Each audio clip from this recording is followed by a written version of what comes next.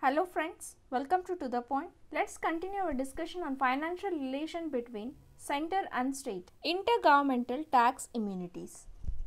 So like any other federal constitution in the world, the Indian constitution, it also contains the rule of immunity from mutual taxation, and it makes two provisions.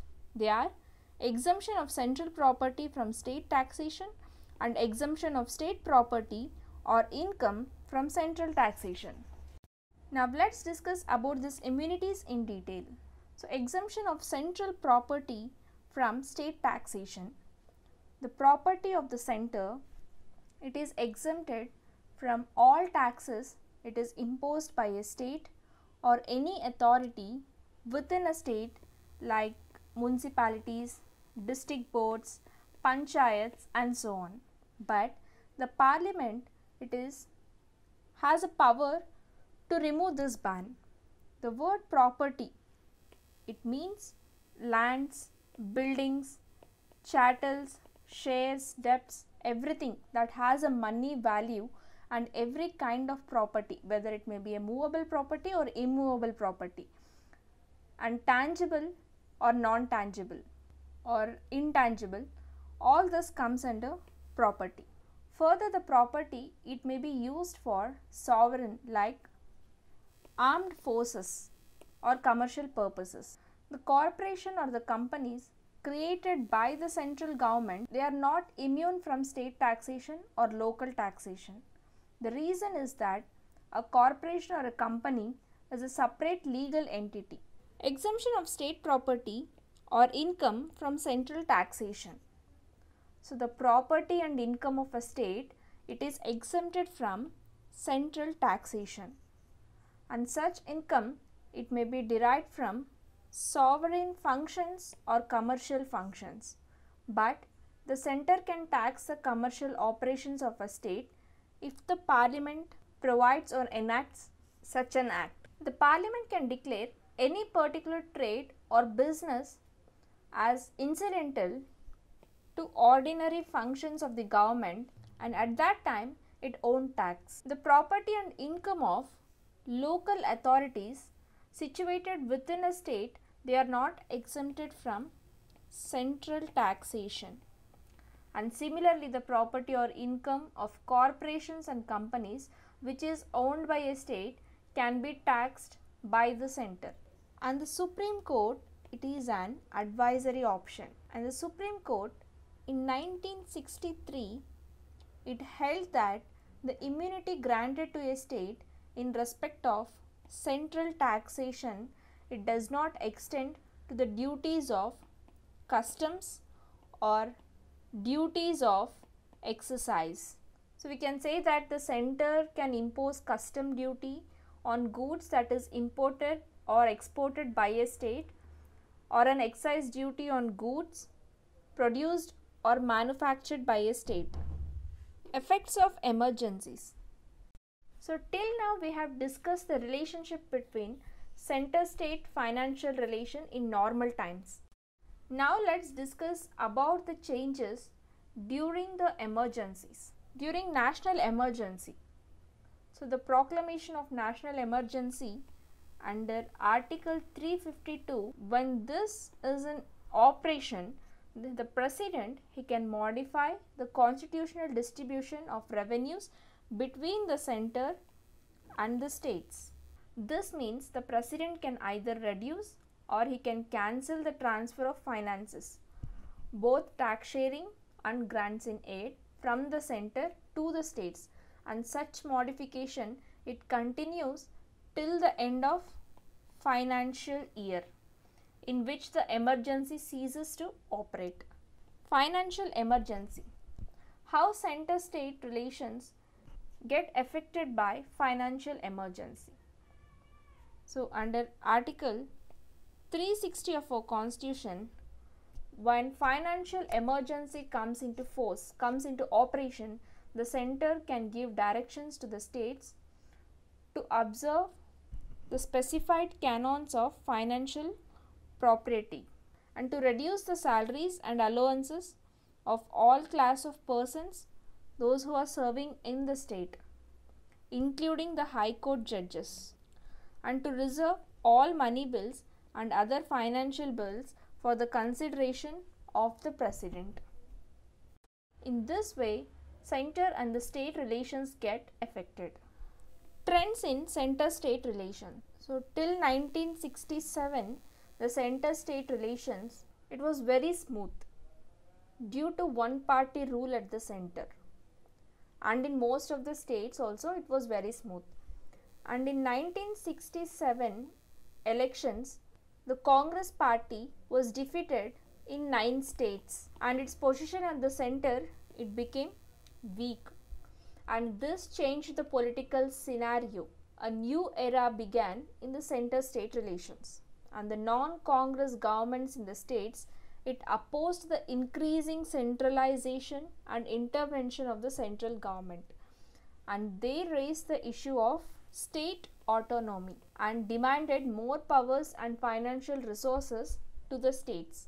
And this caused tensions and conflicts in the center-state relations. So let's discuss the tension areas in center-state relations.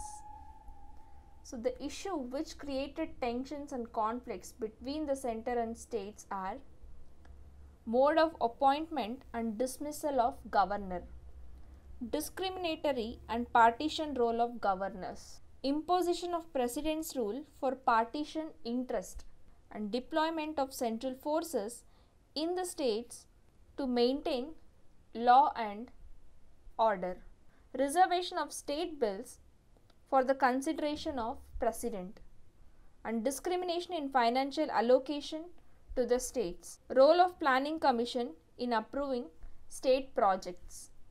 Like this, various other tensions like appointment of inquiry commissions against the chief minister and the management of all India services, all this where the tensions arise. And the issue in center-state relations, it have been under consideration since mid-1960s. And in this direction, some developments have taken place so that many commissions were appointed. Let's see the commission and their advices and their recommendations to the government. First comes Administrative Reforms Commission. The central government, it appointed a 6-member Administrative Reforms Commission, can call this as ARC Commission, in the year 1966. And this was under the chairmanship of Morarji Desai, followed by K. Hanumantayya. So in terms of references, it included among others the examination of center-state relations. In order to examine thoroughly the various issues in center-state relations, the ARC, it constituted a study team under M.C. Sethalwad. On the basis of the report of this study team, the ARC was finalized its own report and it submitted its report to the central government in the year 1969. And it made 22 recommendations for improving center-state relations. And let's see the most important recommendations out of those 22 recommendations. Establishment of Interstate Council under Article 263 of the Constitution, and the appointment of persons having long experience in public life and administration and non-partisan attitude as governors. Delegation of powers to the maximum extent to the state. Transferring of more financial resources to the states so as to reduce their dependence upon the center.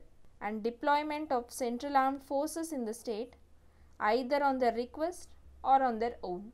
No action was taken by the central government on the recommendations of ARC. That is, they didn't accept their recommendations. So next comes Rajmaner Committee. So in the year 1969, Tamil Nadu government, that is DMK, they appointed a 3-member committee under the chairmanship of Dr.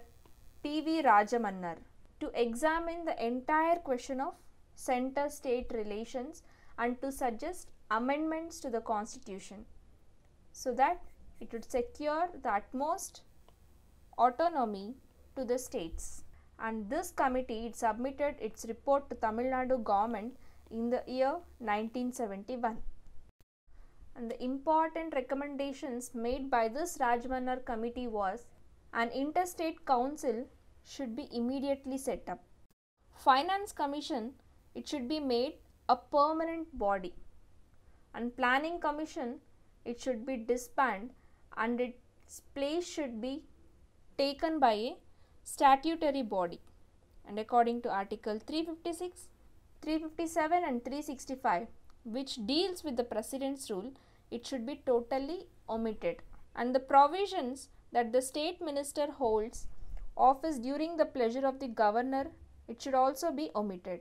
And certain subjects of the union list and the concurrent list, it should be transferred to the state list. And the residuary powers, it should be allocated to the states. And the all India services like IAS, IPS and IFS, it should be abolished. And the central government, it completely ignored the recommendations of Rajmaner committee.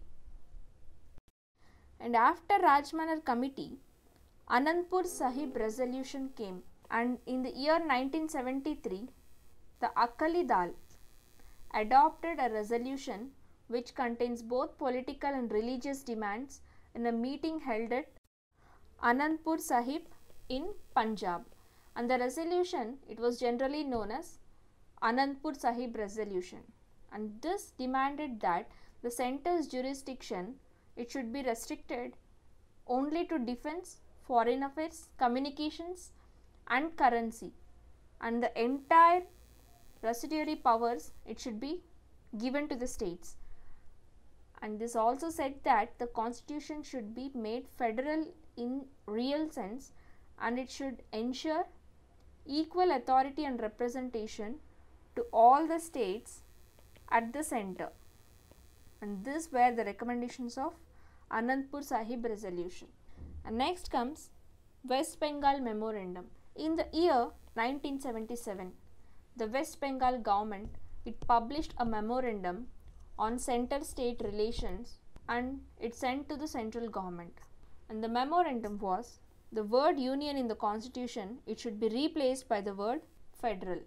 And the jurisdiction of the center, it should be confined to defense, foreign affairs, currency, communications and economic coordination.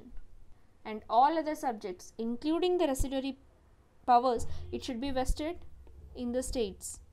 And Articles 356 and 357, which are President's rule, and 360, which is financial emergency, it should be repealed.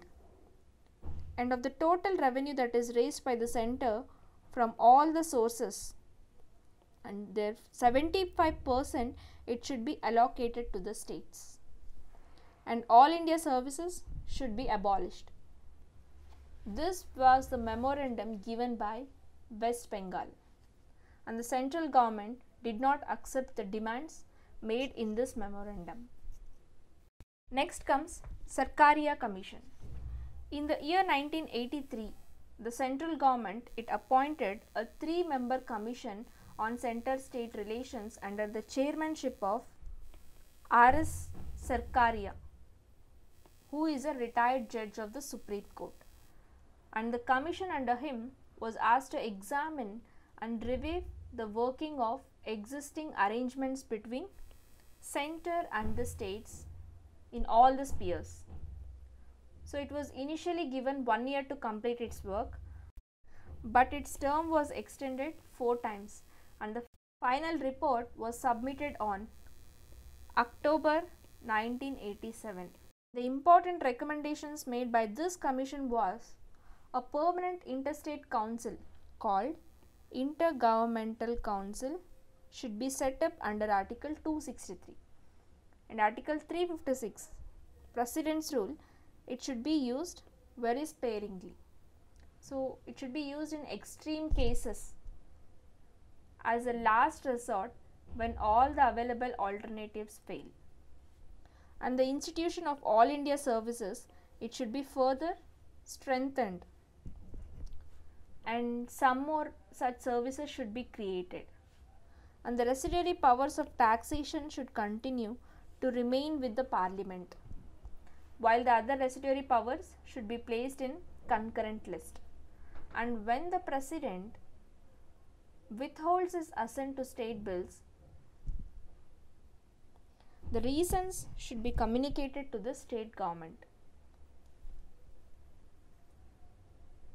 The zonal council should be constituted afresh and it should be reactivated to promote the spirit of federalism. And no autonomy for radio and television, but decentralization in their operations should be made, and no change should be made in the role of Rajya Sabha and center's power to reorganize the states. And these were the important recommendations of Skararia Commission. And the central government, it has implemented 180 recommendations given by Skararia Commission out of 247 recommendations made by it. And the most important is the establishment of Interstate Council in the year 1990. Remember, Interstate Council was established by the recommendation of Skararia Commission in the year 1990. Ponchi Commission. The second commission on center-state relation, it was set up by Government of India in April 2007 under the chairmanship of Madan Mohan Ponchi, former Chief Justice of India, and it was required to look into the issue of center-state relations, keeping in view the sea changes that have taken place in polity and economy of India since the Skararia Commission had last looked over 2 decades ago. So this commission, it made around 310 recommendations, and out of it we will be seeing the most important recommendations done by Ponchi Commission. So to facilitate effective implementation of the laws on list 3 subjects, so it is necessary that some broad agreement should be reached between Union and the states before introducing legislation in Parliament on the matters in the concurrent list. This was the recommendation, and the Union, it should be extremely restrained in asserting parliamentary supremacy in matters that is assigned to the states. That means greater flexibility to the states in relation to the subjects in state list and the transferred items in the concurrent list. It is a key for better center-state relation. There should be a continuing auditing role for the Interstate Council in the management of matters in the concurrent list or overlapping jurisdictions. So Parliament should make a law on the subject of entry 14 of list 1, that is treaty making and implementing it through parliamentary legislation to streamline the procedures that is involved. Financial obligations and its implications on the state finance arising out of treaties and agreements, it should be a permanent term of reference to the Finance Commission that is constituted from time to time. Governors, they should be given a fixed tenure of 5 years, and removal, it should not be at the sweet will of the government at the center. And according to Article 163, it does not give governor a general discretionary power to act against or without the advice of his Council of Ministers. In fact, this area of the exercise of discretion, it is limited, and even in this limited area, his choice of action, it should not be arbitrary, and it must be a choice of dictated by reason, activated by good faith and tempered by caution. The governor, he should have the right to sanction for prosecution of a state minister against the advice of the Council of Ministers.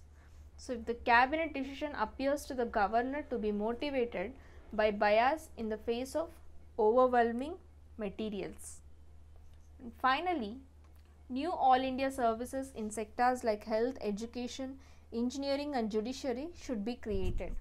And this were the recommendations of Ponchi Commissions, and the report of the commission, it was circulated to all the stakeholders, including the state governments, union territory administrations and union ministers, departments concerned for their consider views on the recommendations of this commission. And the comments received from the union ministers or departments and state governments are being examined by IASC, that is Interstate Council Secretariat, and it would be put up to ISC for its further consideration. So I hope all are thorough with this topic, center-state relations. See you all in the next session with some other interesting topic. Thank you.